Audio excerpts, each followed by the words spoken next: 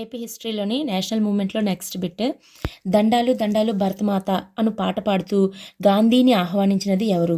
Option 1 Andhra నాయకులు, option 2 భారతీయ సమాజము, option 3 kesari సమాజం రాజమండ్రి, ఆప్షన్ 4 రామచంద్రాపురం దళము. రాజమండ్రి కేసరి సమాజం వారు దండాలు దండాలు భరతమాత అని గాంధీ గారికి స్వాగతం పలుకుతారు. గాంధీ గారు 1921లో మన విజయవాడకి అటెండ్ అవుతారు మీటింగ్కి. ఇప్పుడు మార్చి 31 నుంచి ఏప్రిల్ 1 జరిగినటువంటి ఐఎన్సి ప్రత్యేక సమావేశం విజయవాడలో ఏర్పాటు చేస్తారు 1921లో. ఆ సమావేశానికి గాంధీ గారు వచ్చినప్పుడు గాంధీ గారితో పాటు ఇంకా నాయకులు చాలామంది వస్తారు. అతని భార్య అయినటువంటి కస్తూరిబా గాంధీ, మోతీలాల్ నెహ్రూ, జవహర్లాల్ నెహ్రూ, సర్దార్ వల్లభాయ్ పటేలు, చిత్తరంజన్ దాసు, లాలా లజపత్ రాయ్, సిఆర్ దాసు అండ్ అబ్దుల్ కలాం ఆజాద్ వీళ్ళందరూ కూడా అటెండ్ అవుతారు. అప్పుడు గాంధీ గారికి స్వాగతం చాలామంది ఈ ఉద్యమంలో భాగంగానే చాలామంది స్వాగతం పలుకుతారు. అందులో భాగంగా రాజమండ్రి కేసరి సమాజం వారు మనకి దండాలు దండాలు భరతమాత అని గాంధీని ఆహ్వానిస్తూ పాడుతారనమాట. రామచంద్రాపురం దళం ఏదైతే ఉందో రామచంద్రాపురం దళము మహాత్మా గాంధీ దర్శనమే మహాపుణ్యము అంటారు.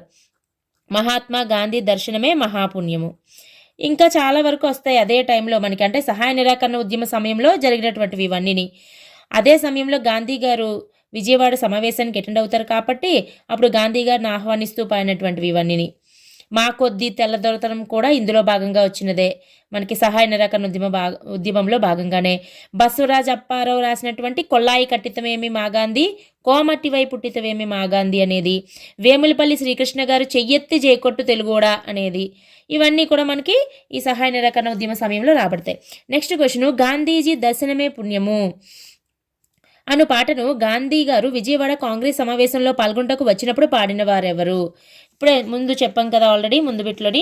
ఆప్షన్ 1 కేసరి సమాజం రాజమండ్రి, ఆప్షన్ 2 రామచంద్రాపురం దళము, కాకినాడ గాయక బృందము అండ్ పైవన్యు. రామచంద్రాపురం దళం వారు మహాత్మా గాంధీ దర్శనమే మహాపుణ్యము అను పాటను గాంధీ గారు విజయవాడకి ఐఎన్సి సమావేశానికి హాజరైనప్పుడు పాడుతారనమాట. నెక్స్ట్ క్వశ్చన్, వందే మాతర ఉద్యమానికి నాంది పలికిన మద్రాస్ బీచ్ సమావేశం ఎప్పుడు జరిగినది? Option 1 1901 September, option 2 1903 October, option 3 1905 September, option 4 1906 November. Right answer is 1905 September. 1905లో వందే మాతర ఉద్యమం అనేది మనకి స్టార్ట్ అవుతుంది. దానిలో భాగంగా మన ఆంధ్రాలో స్టార్ట్ అయినప్పుడు మద్రాస్ బీచ్ సమావేశం ఫస్ట్గా జరుగుతుంది. ఈ సమావేశంలోనే మాట్లాడుకోవడం జరుగుతుంది అనమాట నాయకులందరూ. ఆ మద్రాస్ బీచ్ సమావేశం అనేది 1905 సెప్టెంబర్లో జరుగుతుంది. ఈ మద్రాస్ బీచ్ సమావేశం 1905 సెప్టెంబర్లో జరిగినప్పుడు ఇక్కడ చాలామంది ఆంధ్ర విద్యార్థులు పాల్గొంటారు. ఎవరెవరంటే అయ్యదేవర కాళేశ్వరరావు గారు. మనకి అయ్యదేవర కాళేశ్వరరావు గారు అంటే ఏ ఉద్యమం అయినా సరే ఇతని పేరు మాత్రం మారుమోగిపోతుంది. And Komarraju Lakshmanarao, Gollapudi Sitaramasastri and Gadicherla Harisarvottamarao. వీళ్ళు నలుగురు కూడా ఈ మద్రాస్ బీచ్ సమావేశానికి హాజరైనటువంటి ఆంధ్ర విద్యార్థులు. మనకి క్వశ్చన్ అడిగాడు అనుకోండి, మద్రాస్ బీచ్ సమావేశానికి హాజరైనటువంటి ఆంధ్ర విద్యార్థులు ఎవరెవరు కింది వారిలో అన్నప్పుడు ఈ విధంగా 4 ఆప్షన్స్ ఇచ్చి ఏబీసీలు ఇచ్చి మళ్ళీ కిందని ఇస్తాడనమాట. ఇప్పుడు ట్రెండ్ అనేది మారింది కదా, బిట్ ఇవ్వడము. ఏబియా, ఏబీసీయా, ఏబీసీడియా, ఆల్ ఆఫ్ ది అబోవ్ ఇలా ఇస్తారు. అప్పుడు మనం కరెక్ట్గా తెలుసుకోవాలన్నమాట. సో ఈ సమావేశానికి మద్రాస్ బీచ్ సమావేశానికి అధ్యక్షత వహించింది ఎవరు? సుబ్రహ్మణ్య అయ్యర్. ఈ సుబ్రహ్మణ్య అయ్యర్ ఎవరైతే ఉన్నారో ఇతన్ని grand old man of south India అంటాం కదా. Grand old man of India అంటే దాదాబాయి నవరోజీ, అదే సౌత్ ఇండియా అంటే సుబ్రహ్మణ్య అయ్యర్. ఇతను ఒక పత్రికకు సంపాదకుడిగా కూడా పనిచేస్తారు. ఎవరు? స్వదేశీ మిత్ర అనే పత్రికకి. సో 1905 సెప్టెంబర్లో జరిగినటువంటి మద్రాస్ బీచ్ సమావేశానికి అధ్యక్షత వహించినటువంటి సుబ్రహ్మణ్య అయ్యర్ గారు సమావేశంలో హాజరైనటువంటి ఆంధ్ర విద్యార్థులు ఎవరెవరు అంటే అయ్యదేవర కాళేశ్వరరావు, కోమర్రాజు లక్ష్మణరావు అండ్ గాడిచర్ల హరిసర్వోత్తమరావు, గొల్లపూడి సీతారామశాస్త్రి. ఈ ఉద్యమంలో ఈ సమావేశంలో ప్రజలను చైతన్యపరచడానికి, ఉత్సాహపరచడానికి ఒక తమిళ కవి పాటలు పాడతాడు. అతనే సుబ్రహ్మణ్య భారతి. ఎవరు? సుబ్రహ్మణ్య భారతి అనే వ్యక్తి పాటలు పాడడం జరుగుతుంది. So next question, Madras beach సమావేశంకు అధ్యక్షత వహించినది ఎవరు? ఆప్షన్ 1 అయ్యదేవర కాళేశ్వరరావు, సుబ్రహ్మణ్య అయ్యరు, రామశాస్త్రి, కొమర్రాజు లక్ష్మణరావు. ఇప్పుడే చెప్పాను కదా, సుబ్రహ్మణ్య అయ్యర్ మనకి మద్రాస్ బీచ్ సమావేశం 1905 సెప్టెంబర్లో జరిగినప్పుడు ఇదేంటి అసలు వందే మాతర ఉద్యమం ఎప్పుడైతే మొదలవుతుందో 1905లో దానిలో భాగంగా ఉద్యమాన్ని ఎలా చేయాలి ఏంటి అని మాట్లాడుకోవడానికి మద్రాస్ బీచ్ సమావేశాలను ఏర్పాటు చేసుకుంటారు. ఆ సమావేశానికి అధ్యక్షత వహించింది సుబ్రహ్మణ్యం అయ్యర్. ఆ సమావేశంలో పాల్గొన్నటువంటి ఆంధ్ర విద్యార్థుల్లో అయ్యదేవర కాళేశ్వరరావు గారు ఒకరు, కోమర్రాజు లక్ష్మణరావు. వీళ్ళిద్దరితో పాటు ఇంకొక ఇద్దరు ఎవరు, గొల్లపూడి సీతారామశాస్త్రి, గాడిచర్ల హరిసర్వోత్తమరావు. ఇక్కడ సో నెక్స్ట్ మద్రాస్ బీచ్ సమావేశంలో కొన్ని పద్యాలను పాడి ప్రజలను ఉత్సాహపరిచినటువంటి తమిళ కవి ఎవరు, ఇగో సుబ్రహ్మణ్య భారతి. ఇప్పుడే కదా చెప్పాను. కేతా శ్రీరామమూర్తి అనగానే ఇక్కడ 2 ఆప్షన్స్ ఒకటే ఇచ్చారు. ఇతను వందే మాతర గీతాన్ని పాడి అందరినీ కూడా ఉత్సాహపరుస్తాడు. ఇతను ఆంధ్రుడే. చిలకమర్తి లక్ష్మీ నరసింహం ఎవరు, మనకి బిపిన్ చంద్రపాల్ గారు వందే మాతర ఉద్యమంలో భాగంగా ఆంధ్రాలో పర్యటన చేసినప్పుడు అతను రాజమండ్రికి వచ్చినప్పుడు అతని యొక్క ఉపన్యాసాలను తెలుగులోకి అనువదించినటువంటి వ్యక్తి చిలకమర్తి లక్ష్మీ నరసింహారావు. సో అది గుర్తుపెట్టుకోవాలి.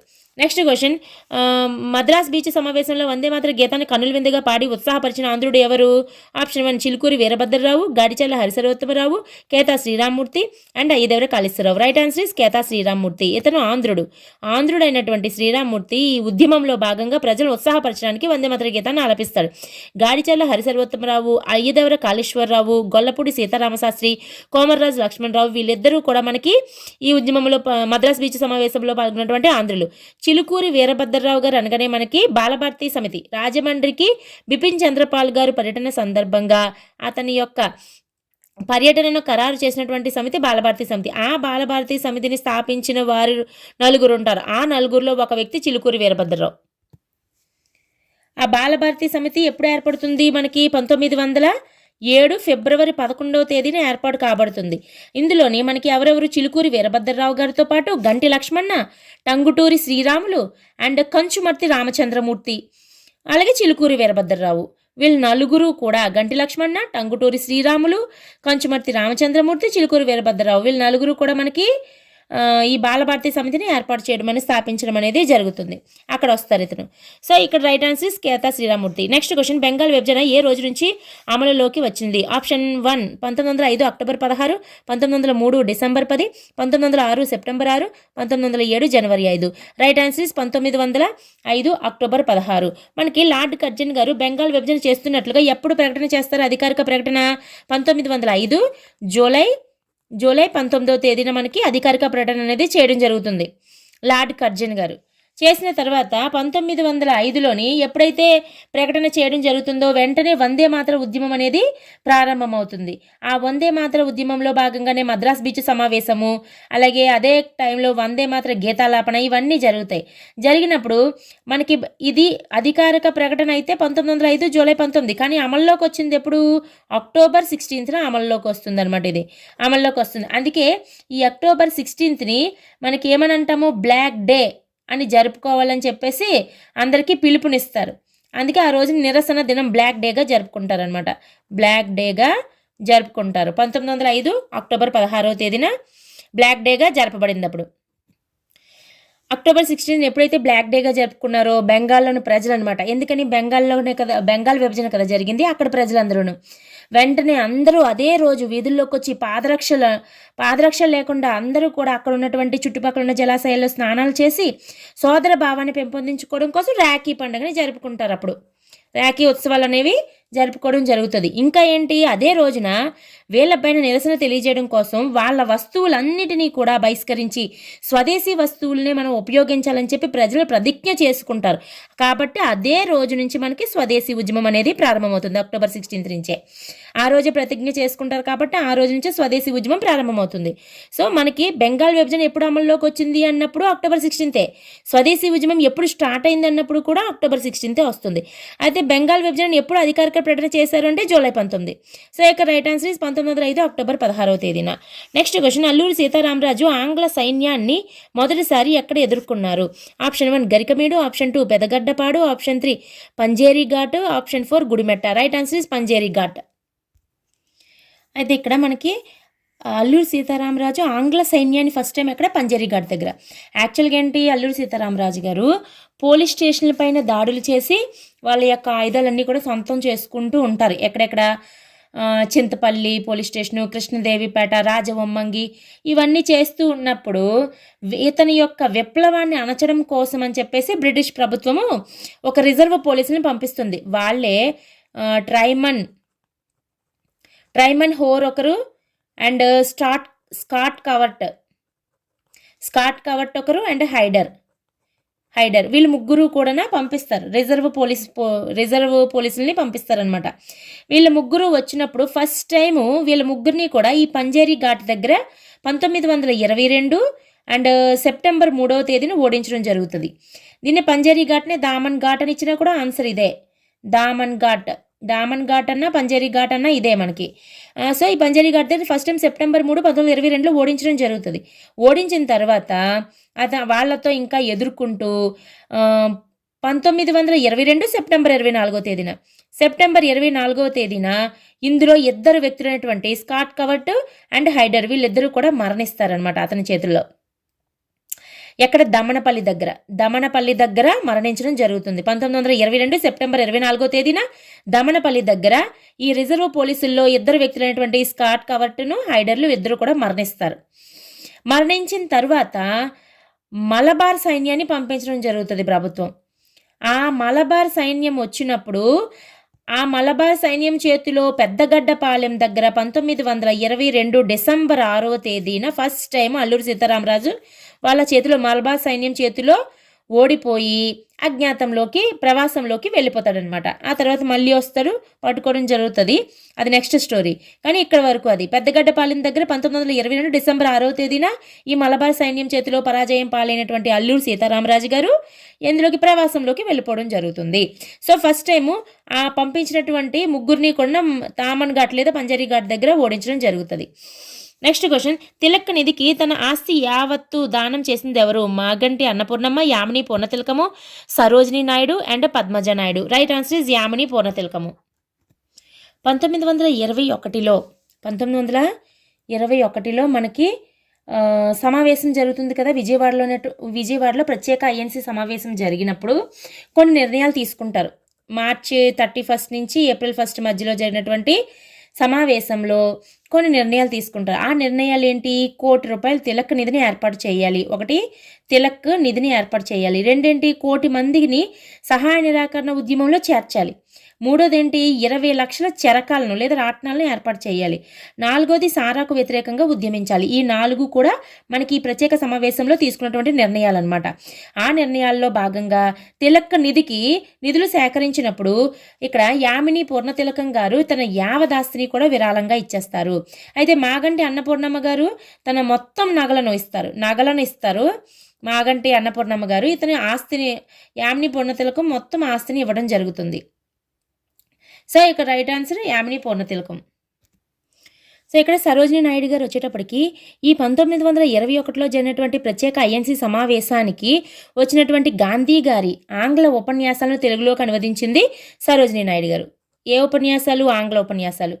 అదే హిందీ ఉపన్యాసాలను తెలుగులోకి అనువదించింది ఎవరు అంటే దుర్గాబాయ్ దేశ్ముఖ్ అనమాట. హిందీ ఉపన్యాసాలను అయితే దుర్గాబాయ్ దేశ్ముఖ్ ఈవిడ మనకి తెలుగులోకి అనువదించారు హిందీ ఉపన్యాసాలను. ఇంగ్లీష్ ఉపన్యాసాలు తెలుగులోకి అనువదించింది సరోజిని నాయుడు. అదే 1920లో వచ్చినటువంటి గాంధీ గారు ఉపన్యాసాలను తెలుగులోకి అనువదించింది అయితే ఐదేవర కాళేశ్వరరావు గారు. ఈ డిఫరెన్స్ అనేది గమనించాలి. 20లో వచ్చినప్పుడు అతని యొక్క ఉపన్యాసాలను తెలుగులోకి అనువదించింది అయ్యదేవర కాళేశ్వరరావు గారు. 21లో వచ్చినప్పుడు ఇంగ్లీష్ ఉపన్యాసాలని తెలుగులోకి అనువదించింది సరోజిని నాయుడు గారు. హిందీ ఉపన్యాసాలను తెలుగులోకి అనువదించింది దుర్గాబాయ్ దేశ్ముఖ్. అది క్లారిటీగా నేర్చుకోకపోతే మనం ఒక దానికి సంబంధించిన ఆన్సర్ ఇంకొక దానికి పెట్టామంటే మార్క్ పోయినట్టే. కాబట్టి జాగ్రత్తగా గుర్తుపెట్టుకొని చదవాలన్నమాట కాన్సన్ట్రేషన్తో. And next question, Andhra Tilak బిరుదు గల వారు ఎవరు? Option 1 Gadichella Harisarvottamarao, option 2 Nyapathi Subbarao, Chilakamarthi Lakshmi Narasimhamu, Gaddelingaiah. Right answer is Gadichella Harisarvottamarao. Andhra Tilak అని బిరుదు ఎవరికి ఉంది? గాడిచెల్ల హరిసర్వోత్తమరావు గారికి ఉంది. ఎందుకంటే మనకి తిలక్ గారు హోమ్ రూల్ ఉద్యమాన్ని 1916లో ఏప్రిల్ 28వ తేదీన మనకి మహారాష్ట్రలో పూణేలోని హోమ్ రూల్ ఉద్యమం అనేది ప్రారంభించడం జరుగుతుంది బాలగంగాధర్ తిలక్ గారు. అతను ప్రారంభించినటువంటి హోమ్ రూల్ ఉద్యమాన్ని మన ఆంధ్రాలో ప్రచారం చేసినటువంటి వ్యక్తి గాడిచెల్ల హరిసర్వోత్తమరావు. అంటే తిలక్ గారి యొక్క హోమ్ రూల్ లీగ్కి మన ఆంధ్ర కార్యదర్శి ఎవరు అంటే గాడిచెల్ల హరిసర్వోత్తమరావు గారు. కాబట్టి ఇతనిని ఆంధ్ర తిలక్ అని పిలవడం జరుగుతుంది. ఇతను అదే టైంలో స్వపరిపాలన పరమోద్దేశం అనే పేరుతో కరపత్రాలను కూడా విడుదల చేయడం జరిగింది. So this is the right answer. Next Chilakamarthi Lakshmi Narasimham గారు అంటే మనకి తెలిసిందే బిపిన్ చంద్రపాల్ గారు పర్యటన అప్పుడు వచ్చినటువంటి వ్యక్తి. న్యాపతి సుబ్బారావు గారు, ఇతను మనకి కాకినాడ దొమ్మి కేసు 1907 అండ్ మే 31న జరిగినటువంటి కాకినాడ దొమ్మి కేసులో వాళ్ళ తరపున వాదించినటువంటి వ్యక్తి ఎవరు? న్యాపతి సుబ్బారావు గారు. ఆ తర్వాత పార్థసారథి అయ్యర్ గారు కూడా వచ్చి వాదించడం జరుగుతుందనమాట, న్యాయవాది. గద్దె లింగయ్య అంటే మనకి తెలిసిన వ్యక్తే కదా, కమ్యూనిస్ట్. ఇతను విప్లవ వీరులు అనే గ్రంథాన్ని రాసినటువంటి వ్యక్తి గద్దె లింగయ్య. నెక్స్ట్ క్వశ్చన్, విదేశీ వస్తువుల ఉపయోగాన్ని బహిష్కరించి కేవలం స్వదేశీ వస్తువులను మాత్రమే ఉపయోగించాలని బెంగాల్లోని ప్రజలు ఏ రోజు నుంచి స్వదేశీ ఉద్యమం ప్రారంభించారు? 1905 October 16, 1906 December 1, 1907 October 16, 1907 January 3. Right answer is October 16. ముందు బిట్లో కూడా నేను మీకు ఎక్స్ప్లెయిన్ చేయడం జరిగింది. 1905 జూలై 19వ తేదీన మనకి బెంగాల్ విభజన అనేది అధికారికంగా ప్రకటన చేయడం జరుగుతుంది. దీంతో మనకి వందే మాతర ఉద్యమం అనేది ప్రారంభమవుతుంది. ఎప్పుడైతే బెంగాల్ విభజన గురించి ప్రకటించారో అందరూ కూడా తిరుగుబాట్లు చేయడం అనేది ప్రారంభిస్తారు. వందే మాతర ఉద్యమం ప్రారంభంలోకి వస్తుంది. అందులో భాగంగానే మనకి మద్రాస్ బీచ్ సమావేశము అవి కూడా జరుగుతాయి. అప్పుడు 1905 అక్టోబర్ 16వ తేదీన ఇది అమలులోకి రావడం జరుగుతుంది. బెంగాల్ విభజన ఎప్పుడైతే అమలులోకి వచ్చిందో అక్కడటువంటి బెంగాల్ ప్రజలందరూ కూడా అదే రోజు నిరసన తెలియచేయడం కోసం అని చెప్పేసి అందరూ జలాశయాల్లో స్నానాలు చేసి సోదరభావంతో రాఖీ ఉత్సవాన్ని జరుపుకుంటారు. అదే రోజున విదేశీ వస్తువులు మనం ఇంకా యూజ్ చేయకూడదు, స్వదేశీ వస్తువులనే వాడాలి అని చెప్పి స్వదేశీ ఉద్యమాన్ని ప్రారంభించడం జరుగుతుంది. So 1905 October 16 is the right answer. Next question, 1906 డిసెంబర్లో దాదాబాయి నౌరోజీ అధ్యక్షతన జరిగినటువంటి ఐఎన్సి వార్షిక సమావేశంలో ఏ తీర్మానాలు ఆమోదించబడింది? ఆప్షన్ 1 స్వదేశీ స్వరాజ్యము, 2 బహిష్కరణ, 3 జాతీయ విద్య, 4 పైవన్నీ. రైట్ ఆన్సర్ ఇస్ పైవన్నీ. ఇక్కడ 1905లో బెంగాల్ విభజన జరిగిన వెంటనే వందే మాతర ఉద్యమం ప్రారంభమవుతుంది. అదే సమయంలో 1905 అక్టోబర్ 16న స్వదేశీ ఉద్యమం కూడా ప్రారంభమవుతుంది. 1905 వరకు కూడా ఈ వందే మాతర ఉద్యమం అనేది మితవాదుల చేతిలో ఉంటుంది. మితవాదుల చేతిలో ఉన్నంతసేపు హింస అది ఉండదు, నిరసనలు తెలియచేస్తారనమాట. కానీ 1906కు వచ్చేటప్పటికి ఇది అతివాదుల చేతిలోకి వెళ్ళిపోతుంది. అయితే అతివాదుల చేతిలోకి వెళ్ళిపోయిందో అతివాదులు అది ఒక జాతీయ ఉద్యమంగా చేయాలని అనుకుంటారు. అందుకని భారతదేశం అంతా వ్యాప్తి చేయాలి, ఒక జాతీయ ఉద్యమంగా మార్చాలి, అప్పుడే చైతన్యం వస్తుంది అందరికీ అని చెప్పి అతివాదులు నిర్ణయించుకుంటారు. కానీ అతివాదులు నిర్ణయించుకున్న నిర్ణయాన్ని దేశం మొత్తం అమలు చేయాలంటే ఓన్లీ బాడీ ఏంటి అక్కడ మనకి? ఐఎన్సి, ఇండియన్ నేషనల్ కాంగ్రెస్ అనేది అప్పట్లో ఏ నిర్ణయం తీసుకోవాలన్నా కూడా సంస్థ అదే మనకి. కాబట్టి ఐఎన్సి వార్షిక సమావేశం 1906 డిసెంబర్లో దాదాబాయి నౌరోజీ అధ్యక్షతన కలకత్తాలో జరుగుతుంది. కలకత్తాలో మనకి ఈ ఐఎన్సి సమావేశం అనేది జరుగుతుంది. సో ఆ సమావేశంలో స్వరాజ్యం సాధించాలి, స్వదేశీ ఉద్యమం కోసం, బహిష్కరణ విదేశీ వస్తువుల బహిష్కరణ, జాతీయ విద్య, ఈ 4 కోసం కూడా తీర్మానాలు చేయడం జరుగుతుంది. వీటితో పాటు ఇంకా ఏమని అంటారంటే ఈ అతివాదులు అదే మీటింగ్లో ఈ వందే మాతర ఉద్యమాన్ని మీరందరూ కూడా నాయకులు ఎవరెవరైతే హాజరయ్యారో మీరంతా మీ ప్రాంతాలకు వెళ్ళి ఈ వందే మాతర ఉద్యమాన్ని మీ ప్రాంతాల్లో వ్యాప్తి చేయాలని పిలుపునివ్వడంతో వెంటనే మన ఆంధ్ర నాయకులు ఒక 4 బాగా ప్రభావితమయ్యి ఆంధ్రలో ఉద్యమాన్ని కొనసాగిస్తారు. వాళ్ళే Gadicherla Harisarvottamarao and Munagala Raja and Komarraju Lakshmanarao, last Konda Venkatappayya. వీళ్ళ 4 కూడా ఈ అతివాదుల యొక్క వాక్యాలకు ప్రభావితులయ్యి మన ఆంధ్రాలో ఈ వందే మాతర ఉద్యమాన్ని వ్యాప్తి చేయడానికి కృషి చేసిన వాళ్ళు కొండా వెంకటప్పయ్య, గాడిచర్ల హరిసర్వోత్తమరావు, కొమర్రాజు లక్ష్మణరావు, మునగాల రాజా, వీళ్ళ 4. సో ఇక్కడ ఈ సమావేశంలో తీసుకున్న తీర్మానాలు ఏంటి? స్వరాజ్యం, స్వదేశీ, బహిష్కరణ, జాతీయ విద్య. ఆప్షన్ 4 పైవన్నీ is the right answer. Next question, ఈ క్రింది వాటిలో వందే మాతరం ఉద్యమ వ్యాప్తికి కృషి చేసిన పత్రిక ఏది? Option 1 Krishna Patrika, Swarajya Patrika, Deshamata and Andhra Kesari. ABD, BCA, CDA and ABCD. Right answer is ABCD. ఎందుకనంటే వందే మాతర ఉద్యమ వ్యాప్తికి కృషి చేసిన పత్రికలు ఇవన్నీ ఉంటాయి. వీటితో పాటు ఇంకా ఉన్నాయి.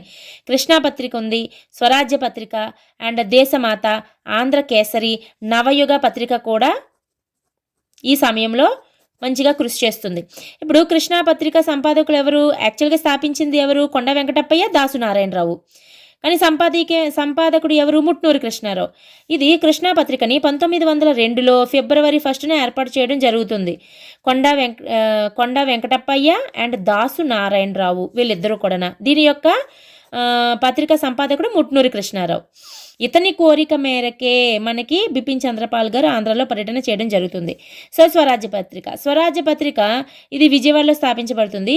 దీనికి సంపాదకుడు ఎవరు? గాడిచర్ల హరిసర్వోత్తమరావు గారు. ఇతనిని రాజమండ్రి కళాశాల నుంచి బహిష్కరించిన తరువాత అతను కొంతకాలం ఈ స్వరాజ్య పత్రికకి సంపాదకుడిగా పనిచేసి ప్రభుత్వం యొక్క లోటుపాట్లను, ప్రభుత్వం యొక్క తప్పులను తెలియచేస్తూ పత్రికల్లోని కరపత్రాలు రిలీజ్ చేసేవారనమాట. దాని తర్వాత అలా రిలీజ్ చేసిన కొన్నిటికి మనకి ఇతనికి శిక్షలు పడ్డము, లేదంటే పత్రికను నిషేధించడం, ఇలాంటివన్నీ కూడా జరిగాయి. నెక్స్ట్ దేశమాత పత్రిక సంపాదకుడు చిలకమర్తి లక్ష్మీ నరసింహము. దేశమాత అండ్ మనోరమ రెండు ఉంటాయి అతనివి. ఆంధ్ర కేసరి రాజమండ్రిలో స్థాపించారు చిలుకూరి వీరభద్రరావు గారు. ఈ చిలుకూరి వీరభద్రరావు గారు మనకి బాలభారతీయ సమితి స్థాపనలో ఒక వ్యక్తి కూడానా. ఈ చిలుకూరి వీరభద్రరావు గారిదే ఆంధ్ర కేసరి రాజమండ్రిలో స్థాపించినటువంటి పత్రిక. నవయుగ పత్రిక ఎవరిది? చిల్లరిగే శ్రీనివాసరావు గారు మనకి నవయుగ పత్రిక. ఇవన్నీ కూడా మనకి వందే మాతర ఉద్యమాన్ని బాగా వ్యాప్తి చేయడానికి కృషి చేసినటువంటి పత్రికలు. నెక్స్ట్ క్వశ్చన్, 1902 ఫిబ్రవరి 1న కృష్ణా పత్రికను ఎవరు నెలకొల్పారు? కొండ వెంకటప్పయ్య, దాసు నారాయణరావు, గాడిచర్ల హరిసర్వోత్తమరావు, చిల్లరిగే శ్రీనివాసు, చిలకమర్తి లక్ష్మీ నరసింహము, చిలుకూరి వీరభద్రరావు. నేను ముందు బిట్లో ఆల్రెడీ మీకు అంతా ఎక్స్ప్లెయిన్ చేశాను. అందులో కొండ వెంకటప్పయ్య, దాసు నారాయణరావు గారు 1902 ఫిబ్రవరి 1వ తేదీన ఇది మనకి మచిలీపట్నంలోని నెలకొల్పడం జరుగుతుంది. దాని యొక్క సంపాదకుడు ఎవరు? ముట్నూరి కృష్ణారావు. గాడిచర్ల హరిసర్వోత్తమరావు గారు అనగానే స్వరాజ్య పత్రిక, చిల్లరిగే శ్రీనివాసరావు నవయుగ పత్రిక, చిలకమర్తి లక్ష్మీ నరసింహము దేశమాత మనోరమ పత్రికలు, చిలుకూరి వీరభద్రరావు గారు ఆంధ్రకేసరి పత్రిక. సో ఇక right answer is option 1. Next question, సహాయ నిరాకరణ ఉద్యమ కాలమునందు ఆంగ్లేయులను భయభ్రాంతులుగా చేసిన ఆంధ్ర ప్రాంతంలోని సంభవించిన సంఘటన ఏది? Option 1 Tenali bomb case, option 2 Chirala Perala, option 3 Palnadu satyagraha ఉద్యమము, ఆప్షన్ 4 పెదనందిపాడు పన్నుల నిరాకరణ ఉద్యమము. మనకి ఇప్పుడు ఎప్పుడైనా క్వశ్చన్ ఇచ్చినప్పుడు క్వశ్చన్లో జాగ్రత్తగా గమనించాలి. వందే మాతర ఉద్యమ కాలంలో 4 సంఘటనలు జరుగుతాయి, సహాయ నిరాకరణ ఉద్యమ కాలంలో 4 సంఘటనలు జరుగుతాయి. సో ఇక్కడ సహాయ నిరాకరణ ఉద్యమ కాలంలో అన్నారు కాబట్టి ఈ 4 వస్తాయి. తెనాలి బాంబు కేసు, చీరాల పేరల, పల్నాడు సత్యాగ్రహము అండ్ పెదనందిపాడు పన్నుల నిరాకరణ ఉద్యమము. అయితే ఆంగ్లేయులు భయభ్రాంతులకు చేసినటువంటి సంఘటన అయితే పెదనందిపాడు పన్నుల నిరాకరణ ఉద్యమము. ఎందుకు పెదనందిపాడు పన్నుల నిరాకరణ ఉద్యమం అనేది అంత భయభ్రాంతులకు గురి చేసింది అంటే అది స్టోరీ చెప్తాను. ఒకవేళ ఎవరైనా టైం వేస్ట్ అనుకుంటే స్కిప్ చేసేయండి. యాక్చువల్గా ఏంటి, పెదనందిపాడు అనేది ఎక్కడుంది? గుంటూరులో ఉంది. పెదనందిపాడు అనేది గుంటూరులో ఉంటుందన్నమాట. అయితే పెదనందిపాడు దాని చుట్టుపక్కల ప్రాంతాల్లోని గ్రామ అధికారులు అంటే ఎవరు? పన్నులు వసూలు చేసి బ్రిటిష్ వాళ్ళకి ఇచ్చేవారు గ్రామ అధికారులు ఉండేవారు. వీళ్ళు ఏం చేస్తారంటే బ్రిటిష్ వారు ఈ గ్రామ అధికారుల వాళ్ళ కుటుంబంలో వాళ్ళే వారసత్వంగా పన్నులు వసూలు చేసి అధికారం పొందేవారు. ఎప్పుడైతే బ్రిటిష్ వారు ఏం చేస్తారంటే ఈ పన్నులు వసూలు చేసే గ్రామ అధికారుల వారసత్వ హక్కులు అనేవి రద్దు చేసేస్తారు. రద్దు చేసేసి జీతాలు కూడా తగ్గించేస్తారు. వారసత్వపు హక్కులు పునరుద్ధరణ కొరకు ఉద్యమం చేపడతారనమాట. సో దీనిలో భాగంగానే పెదనందిపాడులో పన్నుల నిరాకరణ ఉద్యమం ప్రారంభమవుతుంది. దానికి నాయకత్వం వహించింది ఎవరు? పర్వతనేని వీరయ్య చౌదరి గారు అనమాట. ఇతను ఒక శాంతి సేన అని 4,000 మందితోని ఒక సైన్యాన్ని కూడా ఏర్పాటు చేస్తారు బ్రిటిష్ వారిని ఎదుర్కోవడానికి. అయితే ఈ గ్రామాధికారులందరూ కూడా పన్నులు మొదటిసారిగా పెదనందిపాడు దాని చుట్టుపక్కల గ్రామాల్లో అధికారులు అందరూ కూడా రాజీనామాలు చేసేస్తారు. అయితే ఇతనికి అక్కడ ఒక కలెక్టర్ని పంపిస్తారు. తర్వాత వాళ్ళ కాకపోతే రోథర్ఫోర్డ్ని నియమిస్తారు అన్నమాట. రోథర్ఫోర్డ్ వచ్చారంటే తెలుసు కదా, రోథర్ఫోర్డ్ ఎంత పవర్ఫుల్ పర్సన్. శాంతియుతంగా ట్రై చేస్తారు కానీ అవ్వదు. వెంటనే వీళ్ళ యొక్క దళాన్ని దించితే శాంతిసేన ప్లస్ బ్రిటిష్ వారి యొక్క దళము ఇద్దరు కూడా ప్రతిఘటించడం వల్ల అక్కడ ఉద్రిక్త వాతావరణం అనేది స్టార్ట్ అవుతుంది అనమాట. వెంటనే గాంధీ గారు ఏం చేస్తారు, INC 3 సభ్య కమిటీని ఒక దాన్ని పంపిస్తారు ఇక్కడికి. అందులో ముగ్గురు సభ్యులు ఉంటారు. కాశీనాథ నాగేశ్వరరావు గారు, టంగుటూరి ప్రకాశం పంతులు గారు అండ్ దాసు నారాయణరావు. వీళ్ళు ముగ్గురు వచ్చి పెదనందిపాడు ఉద్యమాన్ని నెమ్మదిగా పొగుడుతూనే ఆపిమ్మని కోరుతారు. గాంధీ గారు కూడా ఒక లేఖ రాస్తారు ఎలాగైనా ఆపిమ్మని. వెంటనే ఇతను ఏం చేస్తారు, పర్వతనేని వీరయ్య చౌదరి గారు బ్రిటిష్ వారికి ఒక క్షమాపణ పత్రాన్ని రాసి ఉద్యమాన్ని ఆపేస్తారనమాట. అది ఆ విధంగా మనకి. అయితే ఇది మనకి భయభ్రాంతులకు గురి చేసింది అన్న పదం ఎందుకు వచ్చిందంటే ఈ ఉద్యమం గురించి అప్పటి మద్రాస్ గవర్నర్ వెల్లింగ్టన్ ఈ వెల్లింగ్టన్ పెదనందిపాడు ఉద్యమంతో ప్రభావితమై, అంటే ఆ ఉద్యమాన్ని అతను చూసిన వ్యక్తి కాబట్టి ఏమని అంటారంటే భారతదేశంలో బ్రిటిష్ పునాదులను కుదిపేసిన ఉద్యమము పెదనందిపాడు పన్నుల నిరాకరణ ఉద్యమము, ప్రపంచంలో మహోత్తర ఉద్యమాలలో ఇది కూడా ఒకటి అని 2 పదాలు చెప్పడం జరుగుతుంది. ఎవరు? వెల్లింగ్టన్, అప్పటికి మద్రాస్ గవర్నర్ అనమాట. So this is the story. Right answers Pedanandipadu పన్నుల నిరాకరణ ఉద్యమము. నెక్స్ట్ క్వశ్చన్, వందే మాతర ఉద్యమ కాలంలో ప్రభుత్వ ఆంక్షల కారణంగా మూతపడిన పత్రిక ఏది? ఆప్షన్ 1 ఆంధ్రకేసరి, ఆప్షన్ 2 నవయుగ, ఆప్షన్ 3 దేశమత, ఆప్షన్ 4 స్వరాజ్య పత్రిక. నవయుగ పత్రిక అనేది ప్రభుత్వం యొక్క ఆంక్షల కారణంగా మూతపడినటువంటి పత్రిక. ఆంధ్రకేసరి మనం ఎవరు అనుకున్నాం? చిలుకూరి వీరభద్రరావు గారు. దేశమాత చిలకమర్తి లక్ష్మీ నరసింహం. స్వరాజ్య పత్రిక గాడిచల్ల హరిసర్వోత్తమరావు. నవయుగ పత్రిక అనేది ఈ కాలంలో మూతపడుతుంది.